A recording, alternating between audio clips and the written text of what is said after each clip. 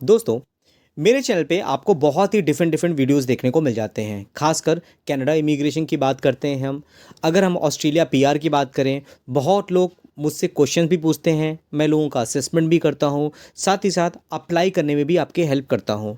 लेकिन ये वीडियो बहुत ज़्यादा इन्फॉर्मेटिव है उनके लिए जो यूएस जाना चाहते हैं, H1B वीज़ा में अप्लाई करने के लिए प्लान कर रहे हैं या ऑलरेडी यूएस में अभी H1B वीज़ा में रह रहे हैं। तो क्या कुछ न्यूज़ निकल के आ रही है, तो आपने इनको तो देखा ही होगा, बहुत फेमस हैं और लोगों का ध्यान अपनी ओर खींचना इनका सबसे पहली प्रायोरिटी होती है। ये तरह तरह की न्यूज़ देते रहते हैं, अपडेट देते रहते हैं, जिसकी वजह से कहीं ना कहीं बहुत ज़्यादा फेमस होते जा रहे हैं। अब इन्होंने क्या किया है, H1B वीज़ा में कहीं ना कहीं फ़ीस बढ़ा दी है। अब उनका इंटेंशन ये है कि ज़्यादातर जो इंडियन हैं वो H1B वीज़ा के थ्रू यूएस में जा रहे हैं और लोगों की जॉब खा रहे हैं। अब आपको पता होना चाहिए, इंडिया एक बहुत बड़ा एक्सपोर्टर है आईटी सर्विसेज को लेकर के। ज़्यादातर इंडिया के जो एम्प्लॉय होते हैं वो बाहर जाते हैं, लो वेजेस में काम करते हैं और ज़्यादा काम करते हैं। उसी प्रोफाइल के लिए अगर कोई यूएस का एम्प्लॉय होगा ना, वो ज़्यादा चार्ज करता है। इसीलिए क्या होता है, जो फॉरेन एम्प्लॉयर होते हैं वो कहीं ना कहीं फॉरेन वर्कर को वहाँ पे बुलाते हैं। किसके थ्रू बुलाते हैं? H1B वीज़ा के थ्रू बुलाते हैं। आई होप जो मैंने आपको समझाने की कोशिश की है आपको ईजिली समझ में आ गया होगा। अब उसके लिए क्या होता है, कोई भी फॉरेन एम्प्लॉयर है अगर वो यूएस में है, को उसके लिए क्या होता है, एक स्पेसिफिक क्राइटेरिया होता है, स्पेसिफिक ऑक्यूपेशंस होते हैं, जिसमें जो बाहर यूएस के बाहर कोई भी एम्प्लॉई है और वो इंटरेस्ट दिखा रहा है वहाँ जाने के लिए और फॉरेन एम्प्लॉयर को उसकी रिक्वायरमेंट है, तो वो H1B वीज़ा के थ्रू उनको बुला लेता है। ये लॉटरी सिस्टम होता है बेसिकली, यहाँ पे लोग अप्लाई करते हैं, पैसे लगाते हैं। लेकिन क्या होता है, हर कोई H1B वीज़ा नहीं ले पाता है। अप्लाई तो बहुत लोग करते हैं। पहले इजी भी था, पैसे भी कम लगते थे, लेकिन अभी के टाइम में जो न्यूज़ आ रही है, तो Trump adds $1 lakh fee for the skilled worker visa applicant. अब कैसे होगा? टोटल जो फीस देख रहे हो आप, अगर 88 रुपीज़ हम कंपेयर करते हैं $1 के, तो ये कितना हो जाएगा? लगभग 88 लाख रुपए हो जाएगा। लोग वहाँ पे जॉब करने जा रहे हैं, अपने भविष्य के लिए जा रहे हैं। ऑलरेडी इतना पैसा लगा के कैसे कोई जा पाएगा?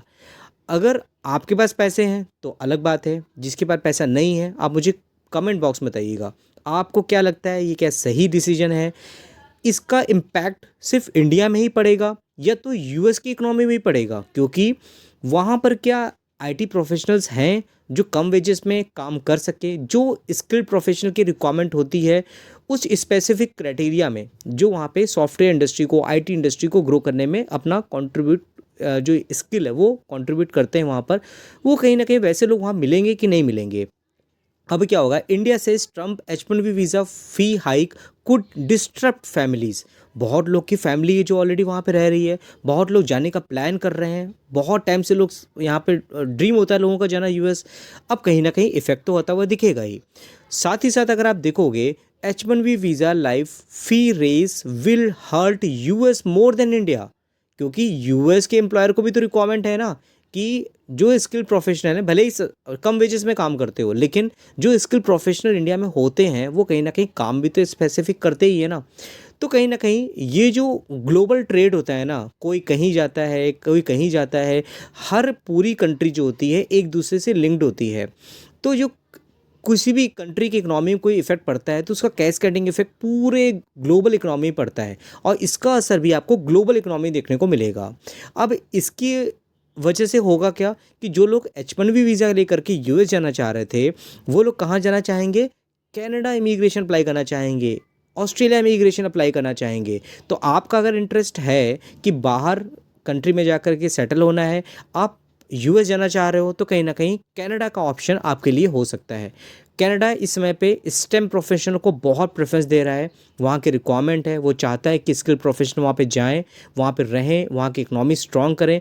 और कनाडा की सिटीजनशिप अगर आप ले लेते हो, अगर 5 ईयर का आपके पास पीआर है, 3 साल के बाद आप कनाडा की सिटीजनशिप अप्लाई कर सकते हो। उसके बाद जो फ्री नाफ्टा एग्रीमेंट होता है उसके थ्रू आप जाके यूएस में भी जॉब कर सकते हो। आपको एक टीएन वीज़ा भी अप्लाई करना पड़ता है उसके लिए, तो अलग अलग कंडीशन होती है, मैं आपको गाइड कर सकता हूँ अगर आप कनाडा की पीआर अप्लाई करना चाहते हो। तो कंक्लूजन दोस्तों ये है कि कहीं ना कहीं कुछ चीज़ें बिगड़ती हैं तो लोगों पे इफ़ेक्ट उसका पड़ता है। अब ये ट्रम्प की तरफ से क्या कुछ डिसीजन लिया जा रहा है, आपको क्या लगता है ये सही डिसीजन है? तो आप यस लिख के मुझे बताइएगा। अगर आपको लगता है ये गलत डिसीजन है तो मुझे नो लिख के बताइएगा। आपकी जो ये वोट है वो कहीं न कहीं बहुत इंपॉर्टेंट रोल अदा कर सकता है। बहुत लोग इस चैनल को देखते हैं और आपका इंटरेस्ट क्या है, किस कंट्री में है? अगर आप कनाडा और ऑस्ट्रेलिया के पीआर अप्लाई करना चाहते हो तो मुझे नीचे दिए गए नंबर पे व्हाट्सएप कर सकते हो, अपना रेज्यूमे शेयर कर सकते हो, जिससे कि आने वाले टाइम पे जो आप और प्रॉब्लम क्रिएट होने वाली है उसका सॉल्यूशन आप कनाडा की पीआर लेकर के रिजॉल्व कर सको। तो ठीक है दोस्तों, वीडियो हेल्पफुल हुआ होगा, जितना हो सके उतना शेयर करिए, चैनल को सब्सक्राइब करिए, बेल आइकन दबा करके नोटिफिकेशन ऑन करिए और सबसे इंपॉर्टेंट अप्रिशिएट करिए इस वीडियो को, लाइक का बटन दबा करिए। फिर मिलते हैं नेक्स्ट वीडियो में, तब तक के लिए थैंक यू।